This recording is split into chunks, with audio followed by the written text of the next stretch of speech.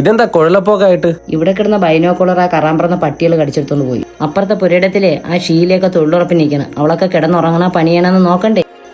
Piyush ചവളയ്ക്കുന്ന IPL കളിയൊന്നും ഇല്ലായിരുന്ന. Brenda മക്കളോട്ട് ചെറിയൊരു കൊതിക്കറും, അതുകൊണ്ട് ഞാൻ കളിക്കാൻ പോയില്ല. കുരിയച്ചൻ കാണാത്ത തൊഴിലുറപ്പൊന്നും ഈ പഞ്ചായത്തിലില്ല.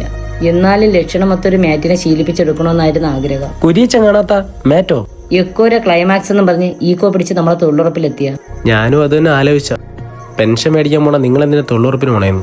പണ്ട് ഉത്സവപ്പറമ്പിൽ പീഡവിക്കാൻ വന്ന കുരിയച്ചന്റെ ചുമന്ന ചുണ്ട് കണ്ട് കൂടെ ഇറങ്ങി വന്ന എന്നെ അങ്ങേരി പട്ടിക്കാട്ടിലാക്കിയിട്ട് അങ്ങേരി എങ്ങോട്ടോ വാവളന്നുകൊണ്ട് പോയി. പിന്നെ വളർത്തിയെടുക്കാന്ന് പറഞ്ഞ മറ്റേ മാറ്റിന്റെ കാര്യം വളർത്തിയെടുക്കാൻ പറ്റില്ലെന്നാണ് ഞാനും കരുതിയത്.